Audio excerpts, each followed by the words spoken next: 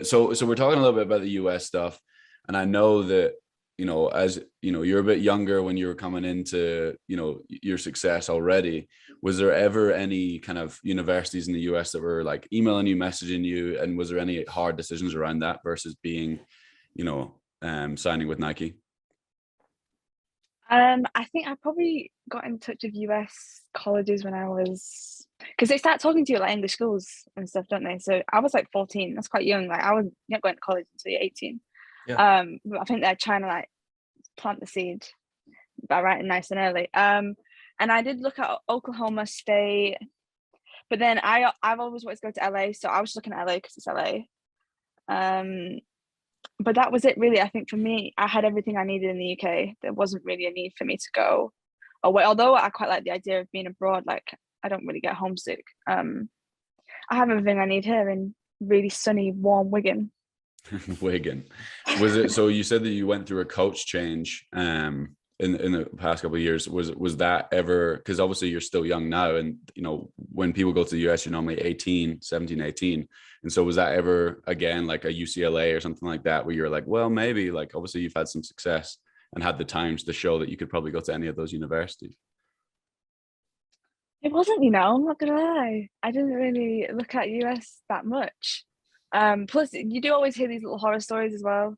Like it works for some people, it doesn't for others. And for me, it was kind of like, I don't really need to take that risk when I've got Trevor right now and everything's going well. So I decided to stay here. But there's definitely some great opportunities. Like a girl in my training group is actually out there in Oklahoma State now, and she absolutely loves it. Like I don't think she's coming home ever. So yeah, it just depends who you are, I think. Is there some like gripe there when like a British athlete goes to the US from like an athlete perspective? Because Josh is like, he's never going home either. Like he's buying a home, he's chilling in the UK or chilling in the US. He's wanting to stay over here. From like a UK perspective, is there some like lack of pride in those athletes that just stay and never come home, or are they still welcome in open arms? No, I'd say they're still welcome, I think, because we have yeah. a lot of US based athletes on the British team, I think, don't we? Like I know Jodie's out there now, and a lot of the sprinters have gone out there for a while. So yeah, I'd say they're open and welcome. Would you say there's a difference, Dave? And I have this conversation a lot with the team, and we had this conversation before, Dave, is that just because you spend the majority of the time in the US doesn't mean that you're like based out of there. I can say I'm based out of the UK and coming on, 9-month training camps. That's pretty much what people in the UK do all year round anyway. Watching the distance, like British Athletics distance stuff, where they're like, okay, we're going to go to Font, and then we're going to go to Potch, and then we're going to go to Flag. And then it's like, well, why don't you just go and live at altitude and then just go home for a bit? You know what I mean? Like, I just don't understand why people are like going on camp for about 9 months of the year and then pretend that they're from the UK anyway.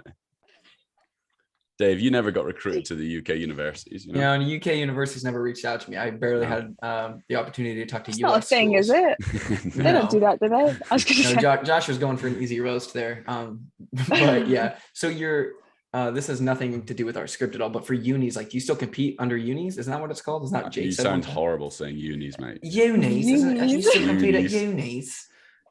Well, I'm technically on a gap year right now, so I'm still a student, but I've not been to university. But Nice. It works different over here. So like I could still go to uni and still be a pro athlete at the same time. I think you know that. But in the US you can't do that, right? You can't go to because it's amateur sports. Yeah, there's like some weird NLI stuff now with like you're able to sign partnerships and things like that. But yeah, you can't technically profit from your likeness or your image. That's crazy. Or performance. So yeah, it's nuts. But I think it's going to change with the whole NLI stuff, because there's like a soccer player that signed with a company, then also signed with like UCLA. You're allowed to sign with a company now, and you're just not allowed to wear that company's stuff if you're competing for the university. So like if University of New Mexico is sponsored by Nike and you do a deal with Brooks, you can wear Brooks the whole time until you're competing, pretty much. And so like on social media, but they're gonna want you competing in it though, aren't they? Really? Yeah, exactly. So the deals aren't like massive or anything kind of worth noting at this point, to be honest. But I mean, they were dealing with problems with like, they were telling people to shut down their YouTube channels and all sorts in the NCAA because they were making money off it, because they were just like showing like the day in the life and all this stuff. But I just don't really know where it stops, because then like, are you allowed any social medias? I guess that one's the only one you can really make money off without doing anything. But still, I think it's a mess. The corporate at least America. they pay. I mean, in the NCAA, they obviously pay for your university if you're on full Yeah, scholarship. at least you get that. They do. Yeah. Oh, Dave, do you know what Division 2 is, Keely? I know there's Division 1, Division 2, and Yeah, big fan that's of all. Division 2. Perfect. See, she knows what Division 2 is. That's all he has. Yeah, Dave's a legend in Division 2.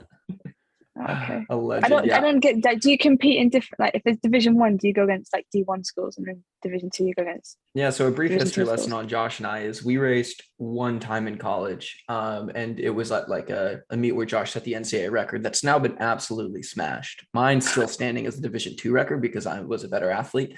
But Josh and I competed in only one race in the year, and then we would just like divvy out, and he'd go compete in his NCAA Division 1 championships and conference championships, and I would go out to my conference championships and my Division 2 championships. And how that's separated in the NCAA is essentially funding university size, and just like Division 3 can offer zero athletic scholarship, only academic scholarship. And so it's like this super, super weird system that I probably am not even doing a great job explaining. But University of Oregon, like UCLA, New Mexico, those are all Division 1 schools. And then like Division 2 schools have names like St. Olaf and Black Hills State, Western Oregon. Like there's obviously smaller schools that nobody knows about.